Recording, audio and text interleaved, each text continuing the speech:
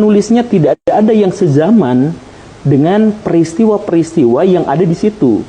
Jadi peristiwa Yesus lahir, peristiwa Yesus disalibkan, saya mohon maaf, penulis-penulisnya tidak ada satupun yang hidup pada waktu itu, pada zaman itu.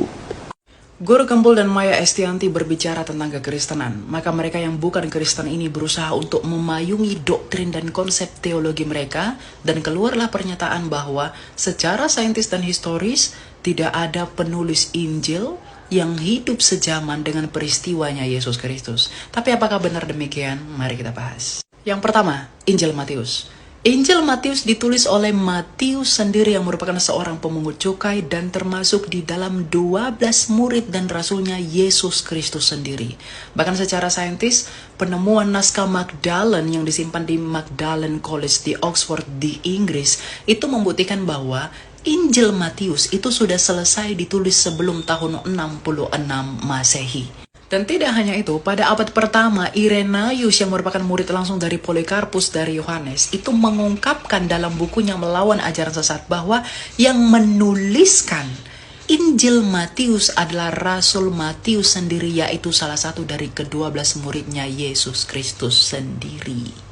Bahkan Epifanius yang hidup sejaman dengan Hieronymus atau Santo Jerome dalam bukunya Panarion mengonfirmasi bahwa Rasul Matius yang menulis Injil Matius. Dan sejarawan gereja bernama Eusebius dalam bukunya Sejarah Gereja Eusebius bagian ketiga juga mengatakan hal yang sama, bahwa memang Rasul Matiuslah yang menuliskan Injil Matius. Yang kedua, Injil Yohanes. Injil Yohanes dituliskan oleh murid Tuhan Yesus sendiri, yaitu Yohanes bin Zebedeus, yang merupakan murid yang paling dikasihi Tuhan Yesus Kristus. Di mana data di dalam kanon Muratorium menunjukkan bahwa Injil Yohanes yang dituliskan oleh Rasul Yohanes ini dituliskan berdasarkan dan dengan sepengetahuan oleh rasul-rasul yang lain, yaitu Andreas. Yang ketiga, Injil Markus. Injil Markus ditulis oleh Markus sendiri yang merupakan salah satu dari 70 muridnya Yesus Kristus. Di mana menurut Eusebius yang mengutip tulisan dari Papias pada tahun 60 seorang uskup di Hierapolis yang mengatakan bahwa memang Markuslah penulis Injil Markus yang berdasarkan penuturan dari Rasul Petrus yang adalah murid langsungnya Yesus Kristus.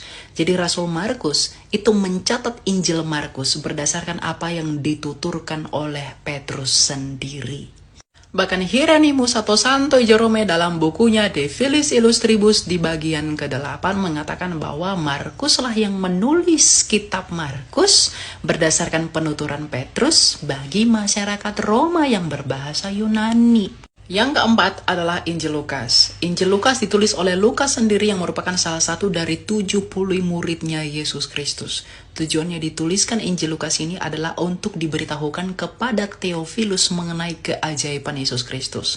Dan Lukas sendiri merupakan rekan kerjanya Rasul Paulus, di mana kerasulan Paulus itu dikonfirmasi oleh rasul-rasul yang hidup sejaman dengan Yesus Kristus sendiri. Dan meskipun Lukas tidak menyaksikan secara langsung mengenai peristiwa itu, tetapi apa yang ditulis oleh Lukas sama sekali tidak bertentangan dengan apa yang ditulis oleh Matius dan Yohanes yang hidup sejaman dengan Yesus Kristus dan menyaksikan peristiwanya secara langsung. Jadi pernyataan Guru Gembul yang mengatakan bahwa tidak ada penulis Injil yang hidup sejaman dengan peristiwanya Yesus Kristus, itu hanyalah asumsi yang tidak berdasar sama sekali. Jadi jangan buang kejujuranmu, jangan buang integritasmu demi membela doktrinmu dan membela Tuhanmu semata. Oh ya, mengenai penyalipan Yesus Kristus. Sejarawan Yahudi Josephus Flavius meskipun tidak secara definitif, tetapi setidaknya ia mencatatkan kebangkitan Yesus Kristus, di mana kebangkitan ini berarti benar-benar terjadi.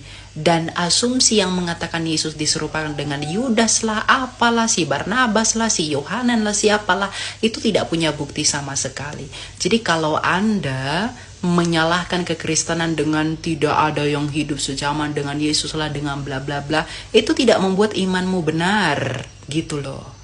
Karena jikalau iman kami saja kamu pertanyakan mengenai hal-hal yang demikian dan menurutmu itu amburadul, coba pertanyakan kepada imanmu sendiri. Saya yakin dan pasti bahwa milikmu pasti akan lebih timpang begitu. Ya, jadi belajar lebih dalam, jangan berbohong, harus jujur. Ya, orang cerdas harus jujur. Tuhan berkati.